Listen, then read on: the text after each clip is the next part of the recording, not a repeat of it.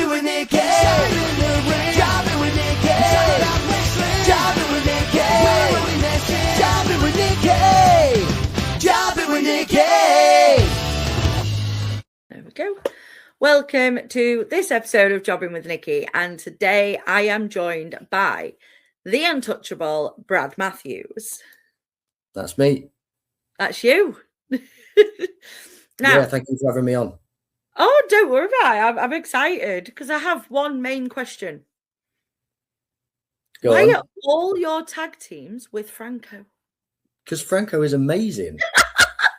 That's why. I do my research and I'm looking and I'm like, it's like 3 different teams with different names and they're all with Franco. Yeah.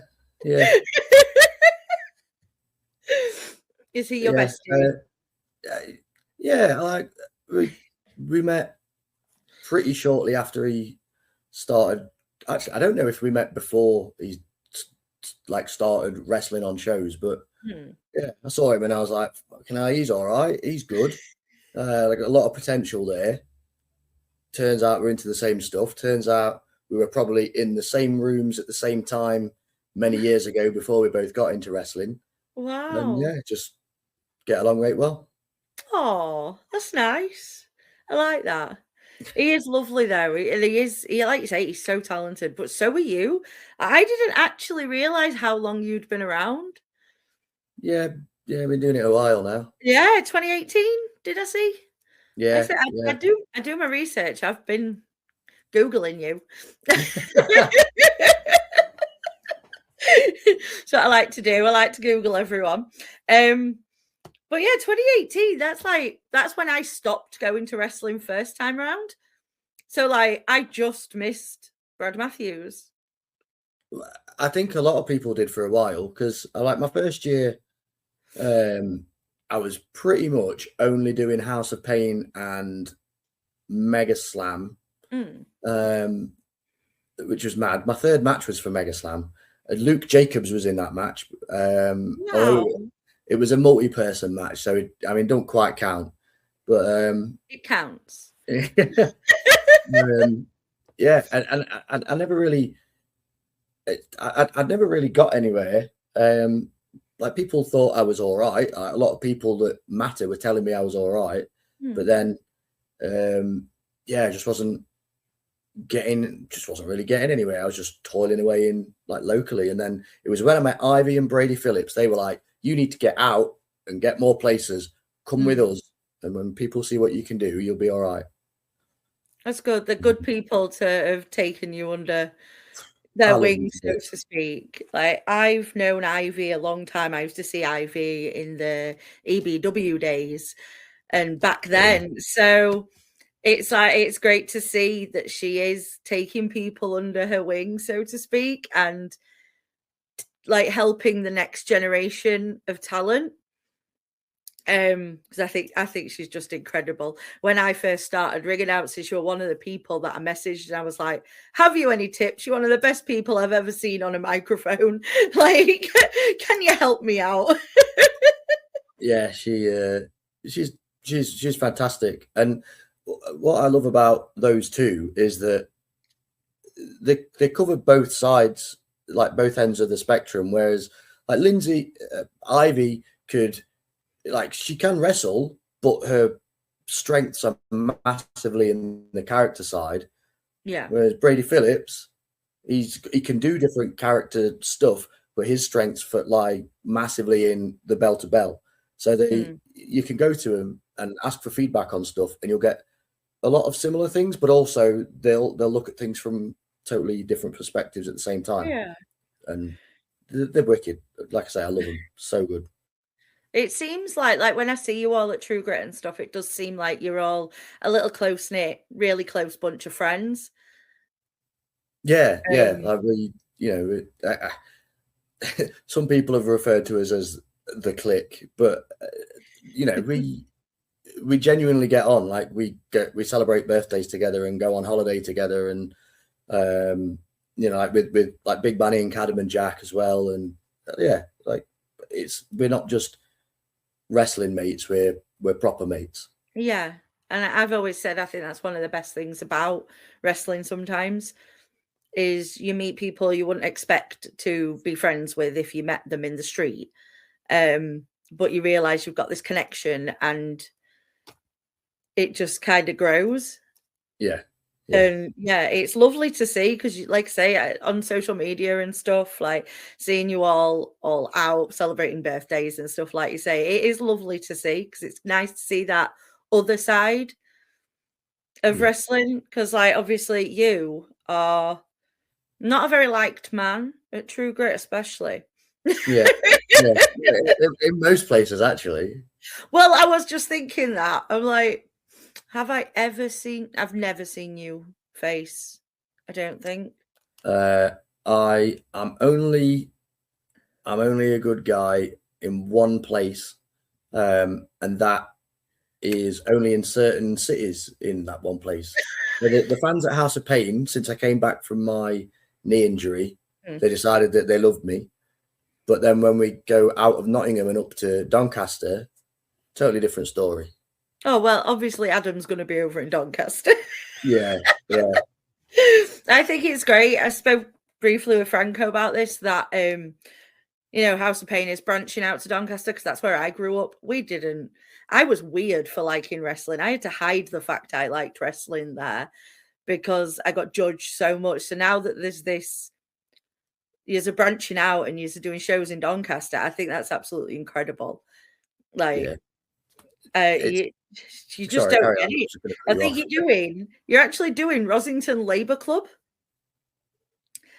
That obviously means something to you. It's my local and House of Pain. That's where I used to spend more or less every Friday, Saturday night. And House of Pain are actually doing a show there. Great. Awesome. So weird. Do you still live around there now? Oh, no, I'm in Leeds now. Yeah. Make a trip home to the hometown. There's many reasons why I can't do that. We don't go back to Doncaster. Well, let's discuss the regime. Like, obviously, I did touch on it with Franco and ask how it came about, but how do you remember the story? Well, I got drafted in to tag with Sash in July 2023, I think it was the start of the month. And then because it was later in July that I knackered my knee, and then I think it was at the start of that month I got drafted in with Sash to be in some multi-person tag. Crashboat might have been in it. And I obviously did a good enough job because even though I was injured shortly after, JC was like, okay, we'll have you back. Probably something to do with the fact that I remained there and I was a runner, so I was proving my worth to JC all the time. Then it was like, look, you've had Franco on, me and Franco team. Me and Sash have done some teaming.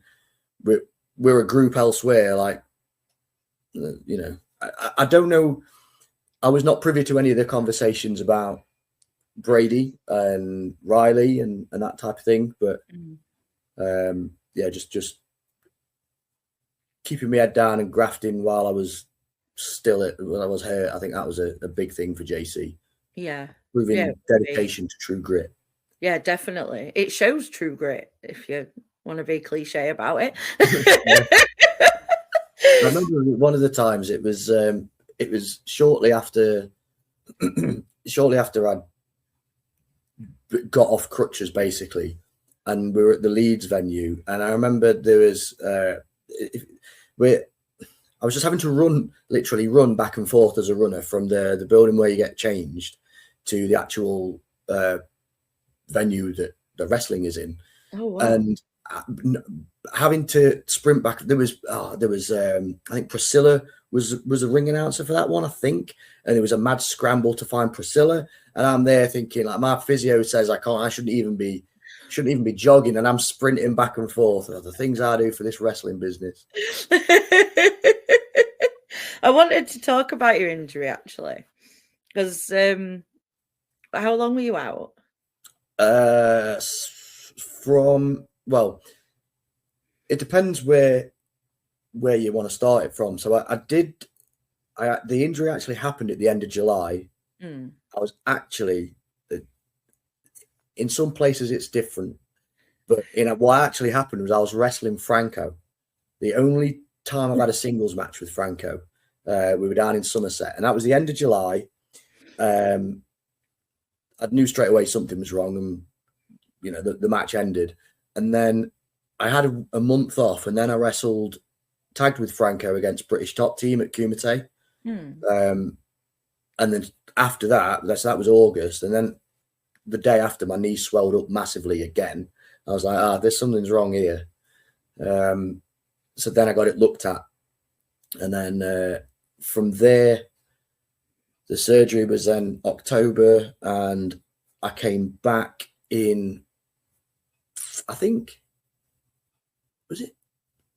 it was either the end of October or the end of September. I should remember because it was a big moment for me. But I've got 15 months in my head. Yeah. From July to coming back, it was about 15 months. Wow. Sorry, that could have been a lot shorter. Could have just said 15 months.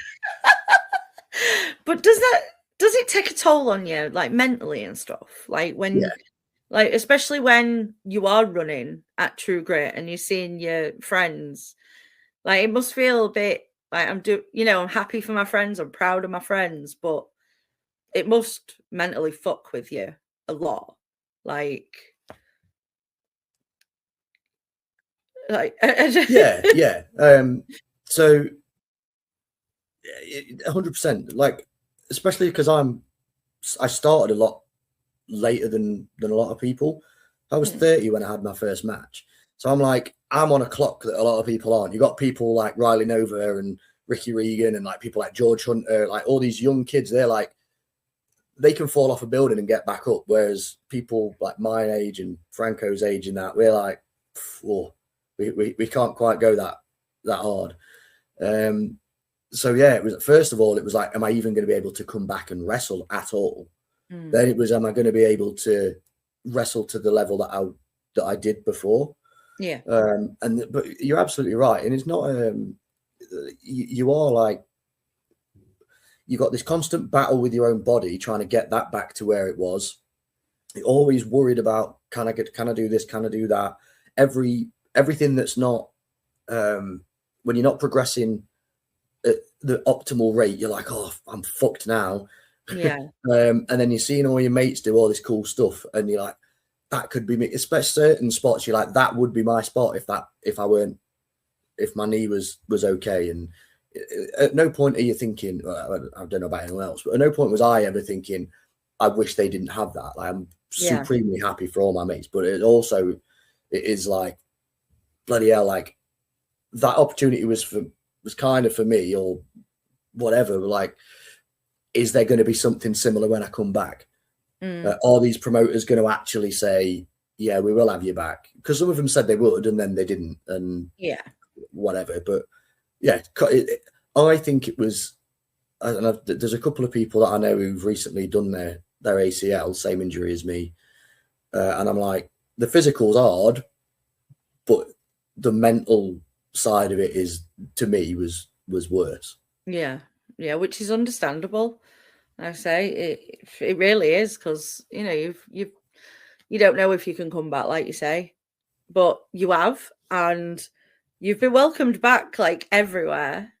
Yeah, like you got House of Pain, obviously, Elevation. You do Elevation, obviously, such a huge part of True Grit now. Yeah, such a huge part. Your JC's right hand men, practically running the show. But you did become, some would say in more ways than one. Yeah. But you did become tag team champions with Franco at True Grit.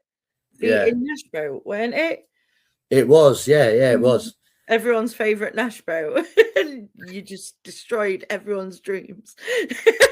you know, it's what we do. Was that your first tag gold with Franco? Yeah, it was. First tag gold with anyone. Oh wow! Yeah. So really chuffed. Was really pleased to represent True Grit with Franco. You know, we love tag wrestling. For us, tag wrestling is not just stick 4 people in a ring and just cause chaos. It is use your brain. Do the things that you can't do in other matches, that you've got certain rules in tag matches that you've got to work around, and you've got to be creative to do certain things. We love it. We absolutely love it. Well, I actually had written down, I was going to ask you, do you prefer singles wrestling or tag wrestling? Right now, I much prefer tag wrestling. Much prefer it. I used to prefer singles wrestling. See, I don't, because a lot of people now only see me do tags. There's been points where I've not had a singles match for months, kind of since I came back from the injury. But before then, from essentially, if we use when we come back from COVID all the way through to my injury, I was doing like 20, 25 minute main event matches with people like Riley Nova. He's phenomenal. He's so good, isn't he? But yeah, like, and I'd do them without, you know, I won't say without breaking a sweat. That's 40 minutes at my own arse. But I used to do them all the time, and I loved them. Whereas now, I get more enjoyment from having a good tag match. Yeah. Just think, and maybe at some point I'll really enjoy singles wrestling again. But at the moment, I just love tags. Oh, but you have been heavyweight champion at House of Pain twice. Yeah. Twice. How did that feel? Having grafters there for so long, and that was cool, yeah, because people have different opinions on what a championship is, and for me, it depends on the context of the place, the title, that kind of thing. For me, with championships like that, it is almost like a well done and an appreciation and a reward from the person that runs the place. That, okay, like, you've started from the bottom and you've gone all the way up, and now you are able to represent this company. Yeah. You know, in some places it's not like that. It's all to do with, you know, who's going to draw people in, that kind of thing. Whereas at academy affiliated shows, I think it's more of, okay, so you're now the person that the newer people can wrestle, and when they wrestle you, they'll learn something. You know, that kind of thing. And at that time, we were not too long back from COVID, but like, I think it was middle of 2022, so we've maybe been back for a year. And a lot of the people that had carried House of Pain before COVID had just fucked off because they got, I don't like, not in a bad way, like speaking out. And they, you know, a lot of them were about, you know, like 30 or something, and they just got other stuff to do with their life. And so then it fell on people like me, like Riley Nova.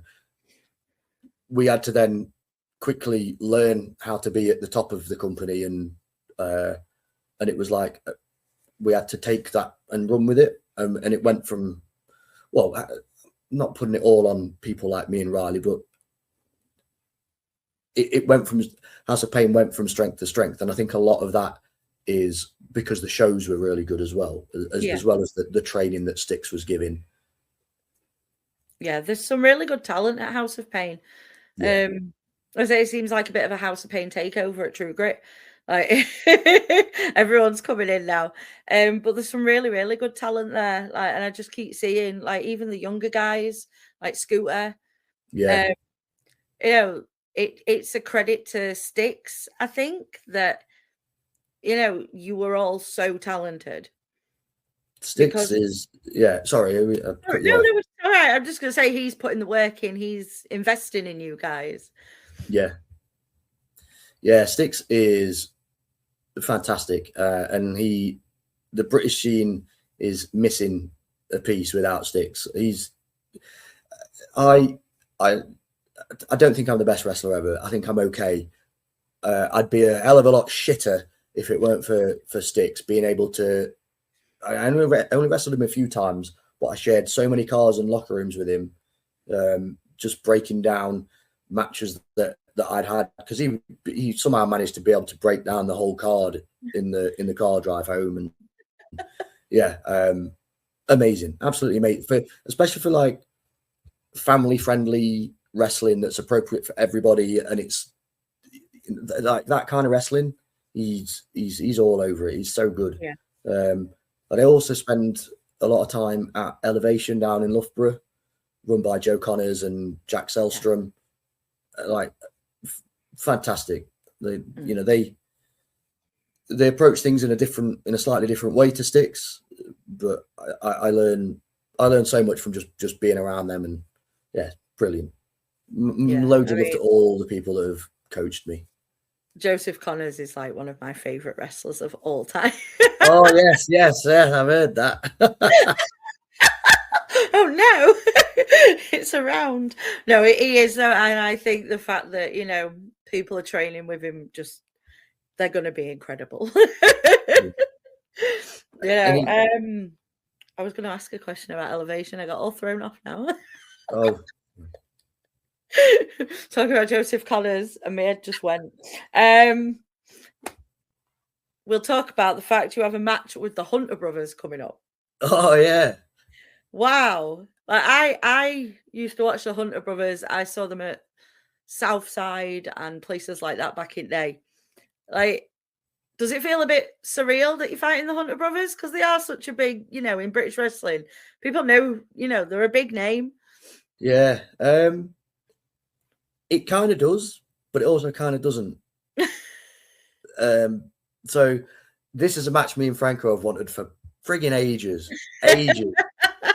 We almost had it about a year ago. I wasn't too long back from my knee injury, and it might have been either the first or the second show that Elevation did at Brockington College, and it was supposed to be them, but then Lee couldn't do the show for some reason. I don't know why. So he got replaced with Joe. So it was me and Franco versus Jim Hunter and Joe Connors. Real fun match. I wore some of Franco's gear because I left all my gear at home like an idiot. But yes, to now finally get the actual match, just buzzing for it. Absolutely buzzing for it. The reason it doesn't feel that weird is because I've seen Lee around so much at Elevation. The aura has kind of gone a little bit. Yeah, I know that will completely change once we get backstage and we're there, like, right, getting changed and sorting everything out. I know I'll be like a little kid. I understand though, because like I'll have some that I'm like really, or I've loved for ages, and then I'll meet them and I'll just be like, oh, you're just a normal person, really, aren't you? Like, I think sometimes you put them on that pedestal. Yeah. And you're like, oh, they are this like God. And then you hang around with them so much, or you see them so much that you're just like, oh, you're a person. Yeah. Some of the ridiculous like jokes that you share with people. Some people that you put on such a pedestal, and then you're like, oh, actually, I'll just send you this Instagram reel that I find funny, and there you go. Yes, it's mad that I'm doing this with someone that I looked up to. Yeah, well, me and Jeebus once we went to a Mega Slam show, and then Martin Kirby added us to a group chat, and we were a bit like, "What? Martin Kirby's just added us to a group chat. Like, what's going on?" And it felt so strange. But now I just see him, and I'm just like, it's like Wesley as well. Like the amount, like my friends. One of my friends who comes to True Grit, she only really knows of him through Gladiators. Mm-hmm. Yeah. So then when I'm chatting to him, or he's messaging me, or he's commenting on something, she's like, but that's Wesley. I'm like, yeah, it's just Wes. Like, it's Yeah. just Wes. It's just Wes.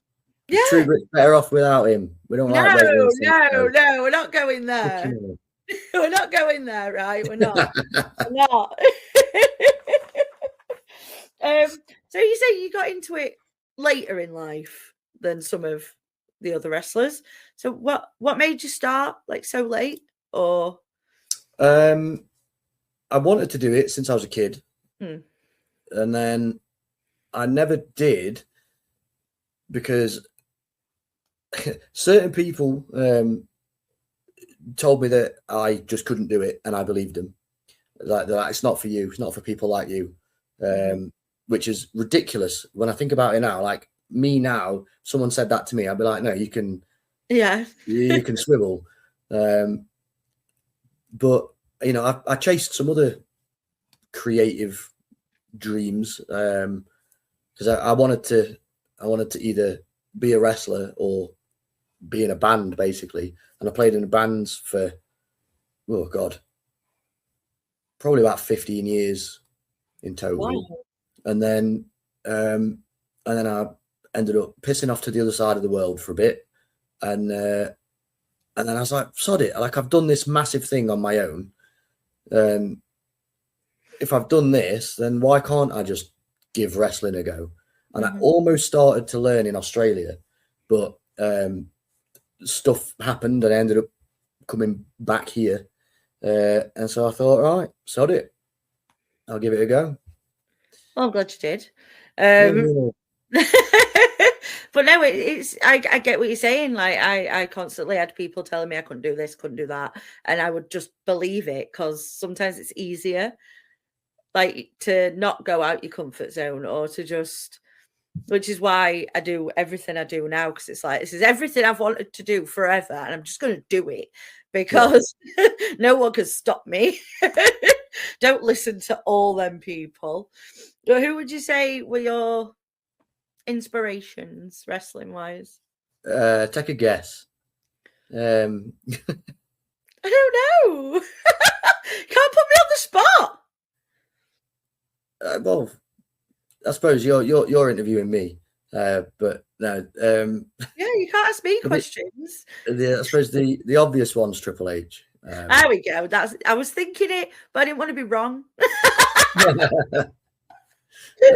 Yeah, love him. Who else? I mean, there's so many. Ted DiBiase, Owen Hart, Mr. Perfect. I really loved Ken Shamrock. I look back and he wasn't amazing, but I loved. He just seemed like such a badass. Which is funny because now I wish that MMA wasn't so prevalent in wrestling because everyone tries to do worked MMA instead of pro wrestling, and I'm like, go do that instead. That exists. Go and do that. Yep. But, I'm with you. Yeah. Jeff Hardy. I really liked Jeff Hardy, which is mad considering now I don't really come off the top rope much, and I never really have. But yeah, they're some of my favorite. Oh, Macho Man. Macho Man was when I first started watching. I hated him. I freaking hated him. But even though I didn't like Hogan, I always thought Hogan was like something weird about him. And now I realise because he wrestled like a bad guy all the time, and I'm supposed to be cheering him. He's poking people in the eye. Come on. But did you cheer Stone Cold? I did. Yeah. Yeah. I like he was another badass, wasn't he? I didn't love him as much as the crowd loved him when I'm watching like SummerSlam '98 on my VHS. I was like, yeah, he's good. He's not amazing though, is he? He's not Triple H. Oh my God, I am right there with you, honestly. I'm right there with you. I'll get someone asking me, like, who's your favourite wrestler? And I'll say Jeff Hardy. And they're like, oh, it's all Stone Cold for me. I'm like, but talent-wise, what Jeff could do, I think, was more impressive. I'm going to get cancelled now. The thing is now, when I go back and I watch Austin now, I've got more in common with Austin when I'm, when I'm a babyface than than I would have expected. But if you go back and watch Austin before his neck injury, he was amazing. He was so good.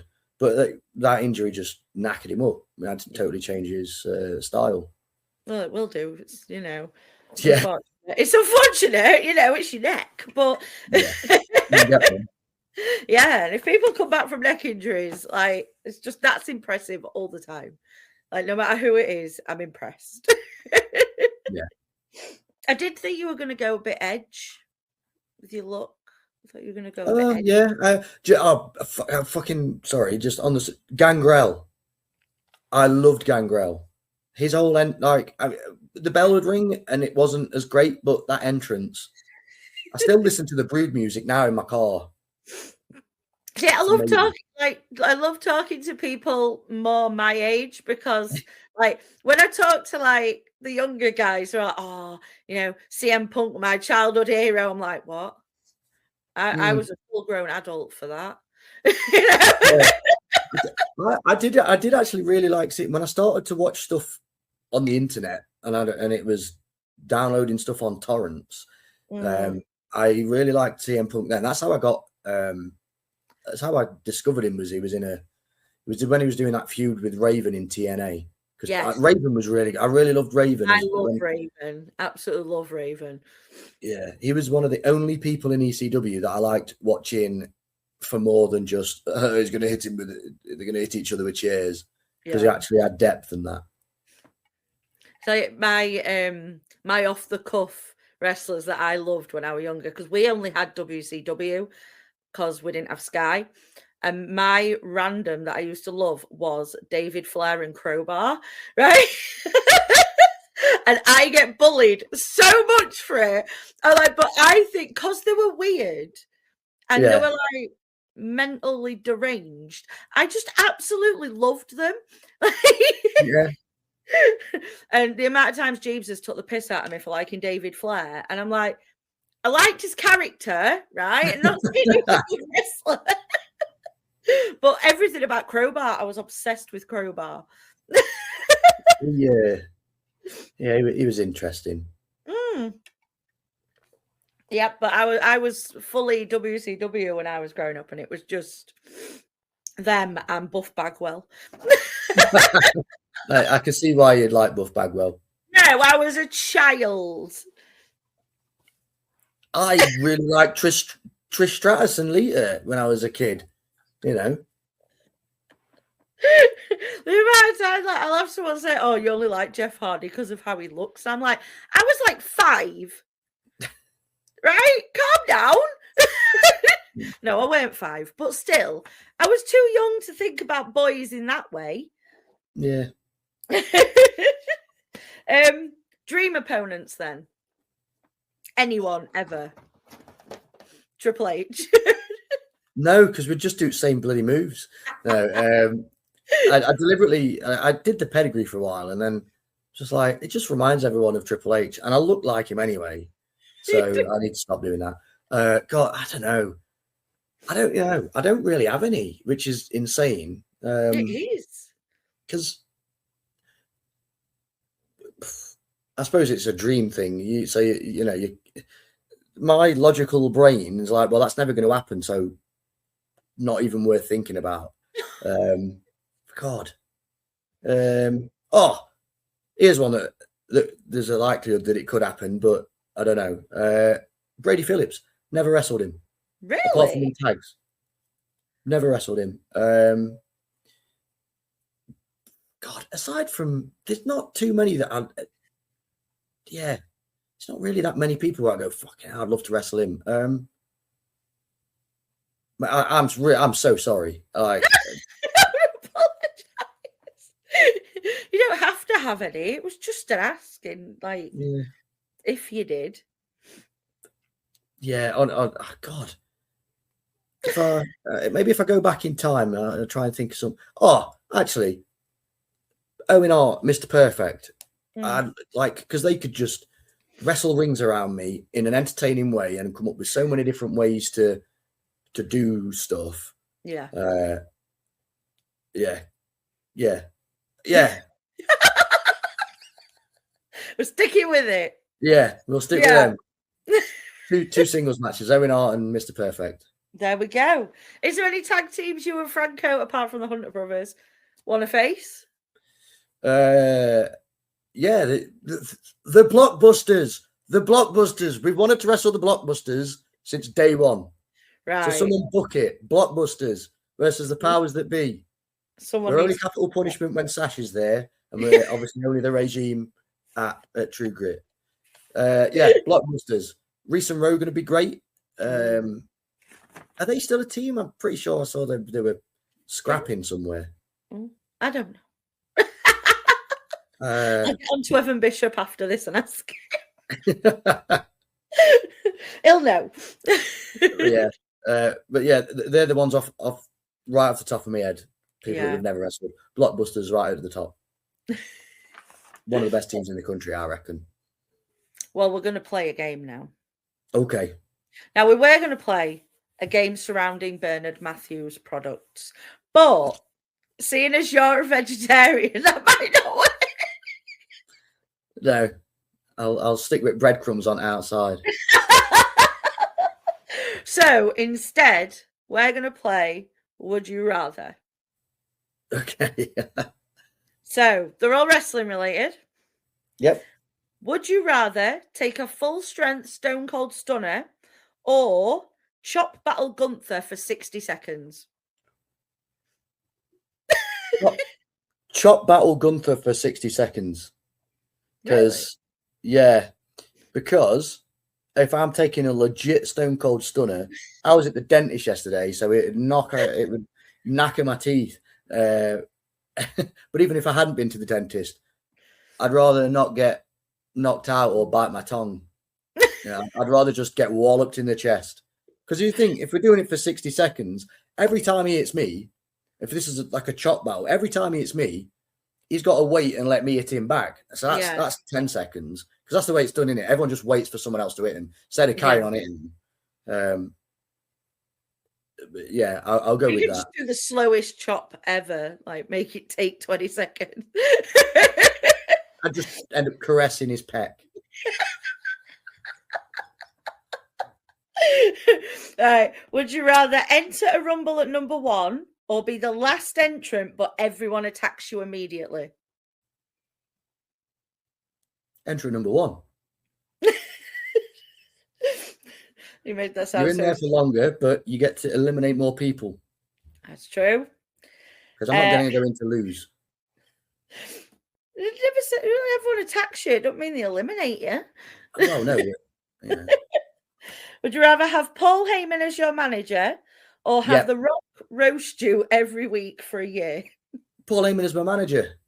Or, I could answer that without even knowing what the second half was. You're a big Paul Heyman guy then. Yeah. I mean, there's a 3-way tie for best manager ever, and he's one of them. Who's the other two? Bobby the Brain Heenan and Jim Cornette. Not Vicky Guerrero. No. I think I could pull off. She was annoying. She was very annoying. I could do a good Vicky Guerrero manager role. I think I'd be really good at it. Try to say I'm annoying. Wow. I didn't say that at all. Would you rather main event WrestleMania but lose in 30 seconds or steal the show in a 5-star match on the pre-show?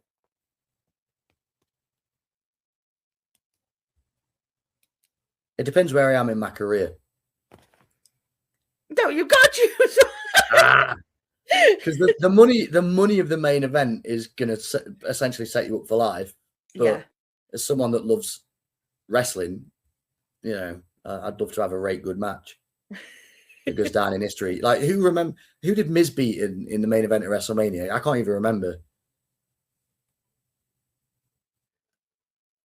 Whereas everyone remembers Macho Man versus Ricky the Dragon Steamboat.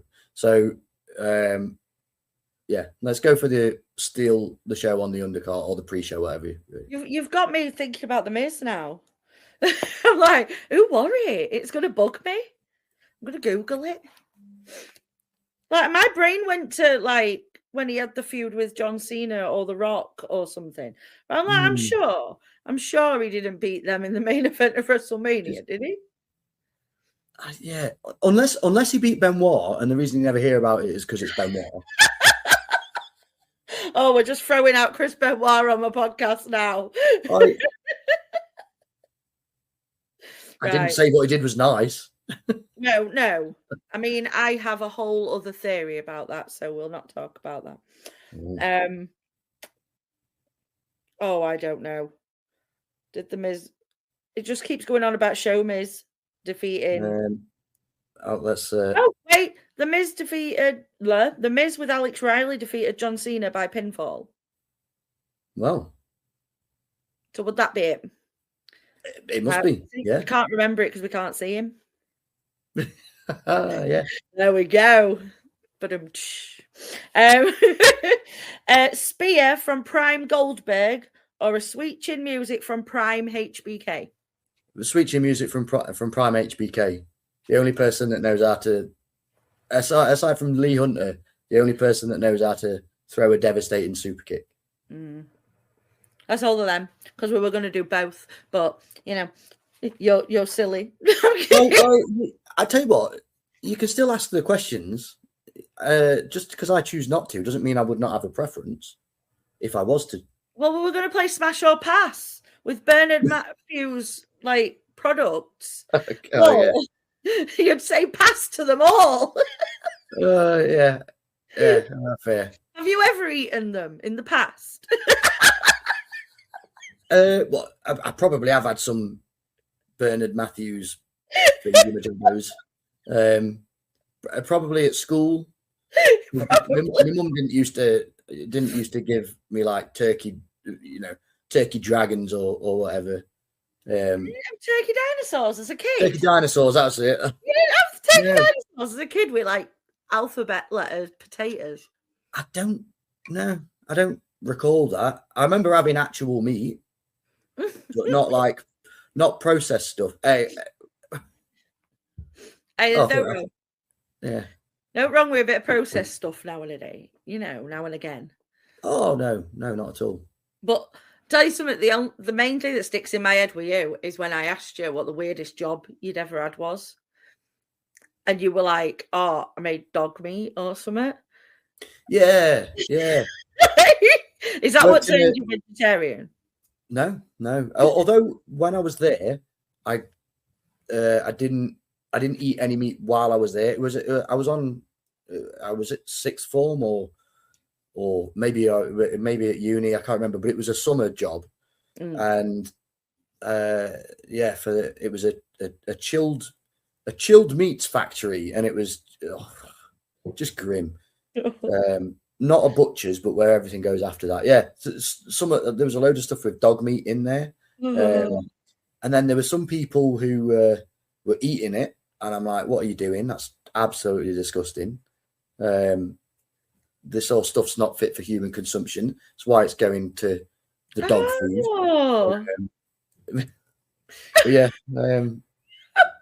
From I took like a regular packed lunch there the first day, and then after that I was like, nah, I'm gonna have like cucumber sandwiches or something. The sight and smell of meat was vile. I can imagine for that week because I fucked it off straight away. Yeah, I would too. I did think of something just then. I've done it again. My brain. It's probably because you asked me a question and I go on for a million years. No, that's not it. It's my brain.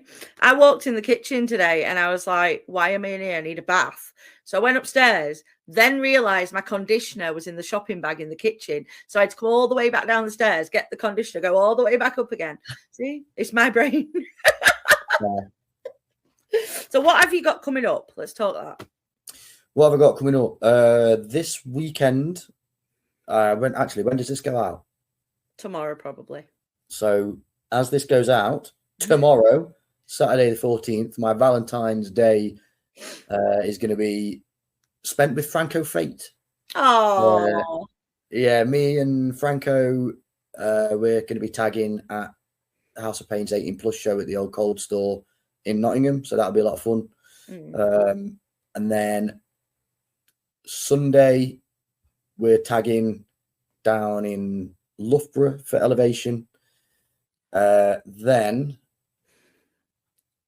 IWU next weekend against the Hunter Brothers, so really looking forward to that. As mentioned, that's mine and Franco's first time there. And from seeing some of the people that wrestle there, we wanted to get on that for quite a while, so that's nice. Then what else do I have? I've probably got some more in the diary. I'm not at True Grit this month.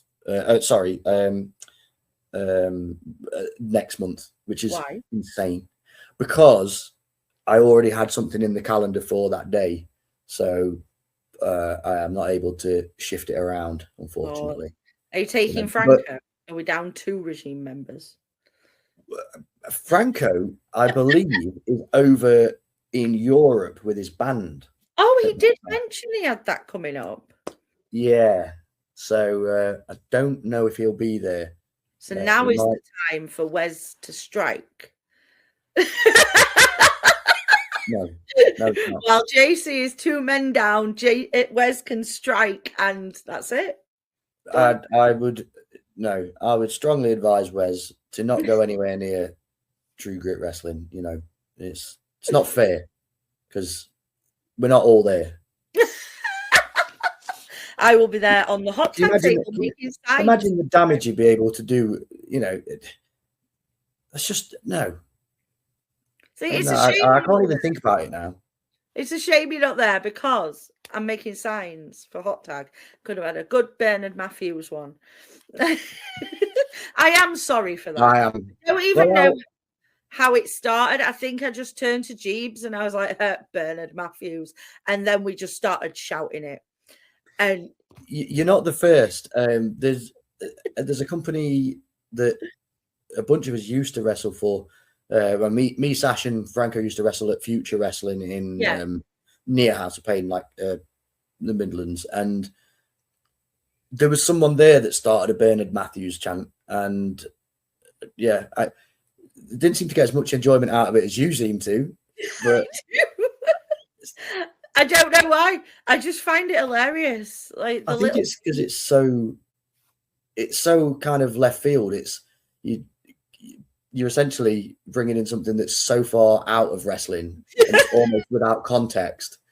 And the name Bernard is just it's funny. It's I think at one point, Jeeves started shouting turkey twizzlers, and like Chloe started shouting something about an air fryer. We were just like bouncing off each other and just shouting such random stuff. Keep them coming. Keep them coming. I'll make up a mini Kiev's chant. No, that could be really bad.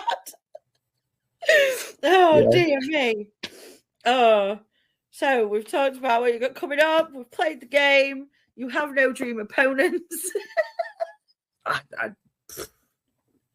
know, it's terrible. It is. No, I'm kidding. That's fine. Is there anything you would like to talk about? Tell the world. I don't think so. I know that sounds right crap, but I didn't come here with an agenda. I was like, I'd seen some of your previous stuff, and I'm like, I know some of the questions that you'd asked are quite left field. So I'm like, I'm not even gonna think about anything today. Like, yeah, every time I remind myself of it, I'm just gonna ignore it because I didn't want to come in with any formulated thoughts. That is completely fair. Yeah. So unfortunately, it's just a case of come to the shows that I'm on, buy me merch, because I'm sick of carrying it around. I've got about three or four shirts left, and they just want them gone. I'm a good merch seller, but I wouldn't be able to shift them at True Grit, I don't think. I never sell anything at True Grit. No. Oh no, no. Because why would I? But they hate me. The lad that sits near us bought one. Oh. And he was just sat there going, look at my Brad Matthews shirt. I was like, why have you got a Brad Matthews shirt? But I am a good merch seller. I do everything. I'm just there. I turn up. People are like, will you stand at this table and sell my merch? I'm like, okay. Sell 6 t-shirts. That's what you want. That's what you want. It's because I've got no shame. So I will hold a shirt up and go, buy a shirt, buy a shirt, buy a shirt. Oh, you know what? This black would really suit you because every wrestling shirt's black. I did it. Sebastian Mercer's have green on. Yeah. And a woman was there with green hair, and I was like, this would totally go with your hair. You should buy it. I try my best. Yeah. It's always appreciated when people do that. But it is good to see you back, to see you enjoying what you're doing. That's what I wanted to know. You said you're facing one. Do you find it easier being a bad guy or a good guy? I find it much easier to be a bad guy. Much, much easier. Because I don't have to think. I just have to be me. I don't have to worry about, is this a likable characteristic? Is this what I would do if I wanted these people to be on my side? I just, my job is to hurt the person opposite. Like that's my objective. And if they don't like it, tough. Good. That's how I find it so much easier. Yeah. Much.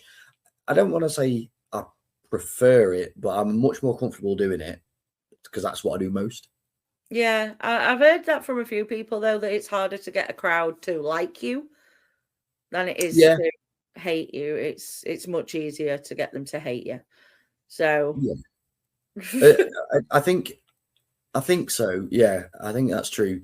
I do think there's a real art to actually being hated though, and it not just being a Pavlovian response of, oh, he's a bad guy, boo. Yes, yes, I agree. And that's the thing. So many people say they want to be heels, but they don't. They just want to be a baby face that's booed because they do. Really? Yeah, I think so. And I think it's because of a multitude of reasons. They're not comfortable enough because and they're wrestling for the wrong audience. Possibly. If they're wrestling for Instagram and to get a reaction online, then because that's what they want to do to get signed, then or get noticed, then fair enough. Although I disagree with that. Because the people, if I'm scrolling through Instagram, I've not paid to see you. The people in the room, they've paid to see you. Yeah, they're the people you should be entertaining, and you should be getting a reaction from. And I think, this is my opinion, someone's probably going to say you're talking out your arse, but I think too many people wrestle like they're on TV when they're not on TV, and it harms what they do. Yeah.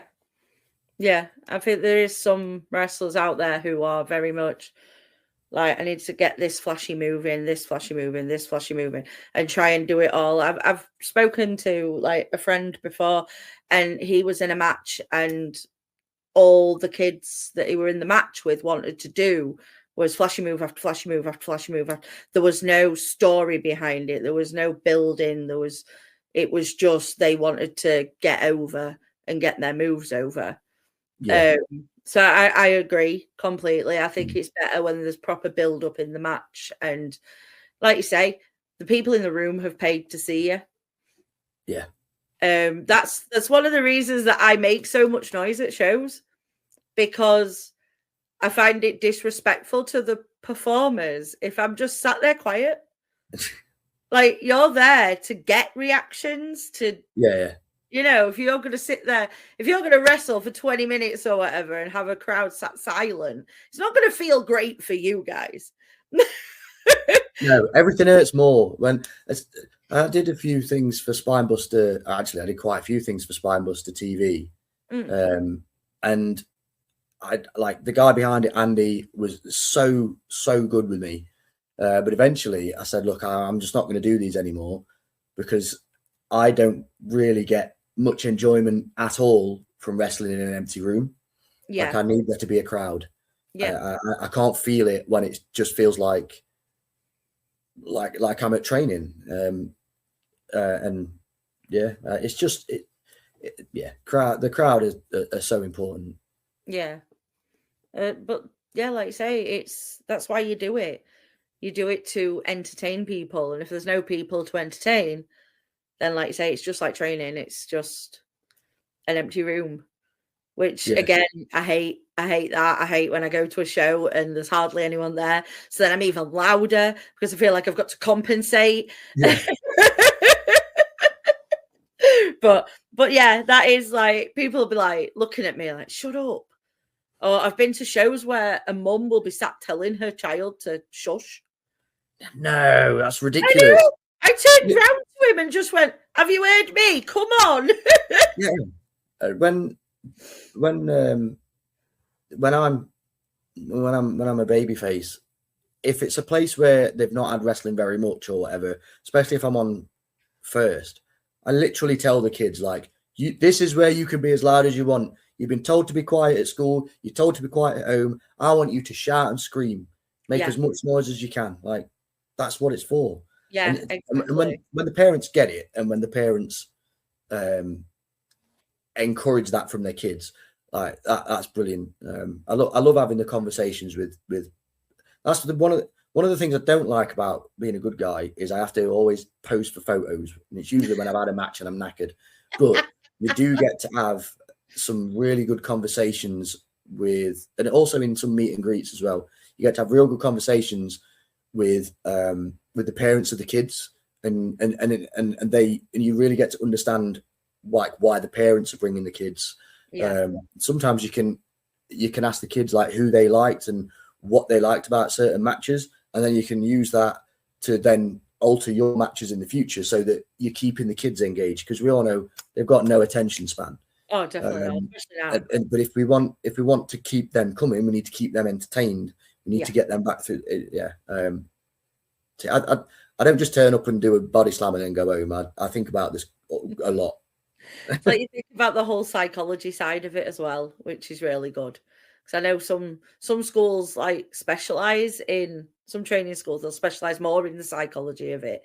And, and I think that's really great. I think it's great when you can see that a wrestler cares and is putting in that thought to it as well.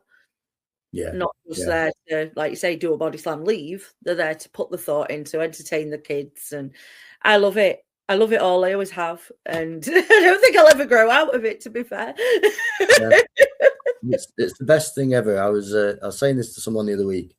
It is the best form of entertainment there is. It's theatre, it's sports, it's rock and roll, it's pantomime. It is absolutely everything that you could want, all rolled into one. Yeah, it really is. And like I tell people that I like wrestling sometimes, and they're like, it's not real. Yeah. I don't like to use the F word. It's not real, right? And I'm like, okay, I watch EastEnders, that ain't real. It's the same thing, just this is more enjoyable in my eyes. Yeah. Like, it's like going to people who go and sit and watch ballet. I think when wrestling moves are done right, it is like a beautiful choreography. That's how I like to think of it sometimes. It's like a violent dance sometimes, and it wouldn't work without that partnership between the two people. And I could talk about that for hours. And I try and explain it to people sometimes, and they're just like, but they're pretending to fight each other. I'm like, right, you're not getting it. But yeah, we'll probably end it there then, because it has been an hour. I've took an hour of your time of practicing your arm folding in the mirror. Well, thank you very much for having me on. it's been a pleasure. How do you all know to do it at the exact same time, though? Did you practice? Do what? The arm fold. There's a cue. Oh, I'm usually too busy booing. Yeah, there is a little cue. In fact, on one of the shows, I got it totally wrong and did it myself way before everyone else, and felt like the biggest idiot. But luckily, I don't think that. I think the camera angle. I think the edit was. I think it was showing someone else at the time, so it didn't make the actual Triller TV show. And now I've just reminded you of it, and I'm sorry. Yeah, thanks for that. Sorry. I just had visions of you all just stood in back like, right, 1, 2, 3. Yeah. It's funny. It's funny. but thank you for coming on. It's been fun. I've had a laugh. Been nice to chat to you. Not being an arse. Yeah, it's been good. Thank you very much. Thank you. And thank you everybody for watching. Go check out Brad Matthews on social media. If he's on a show near you, do go see him. He'll have Franco Fate with him, probably. They are 3 different tag teams. They're all on his Instagram. He lists them. Go check them out. Thank you very much for watching / listening. Thank you, Brad, for being here. We'll see you next time. Bye.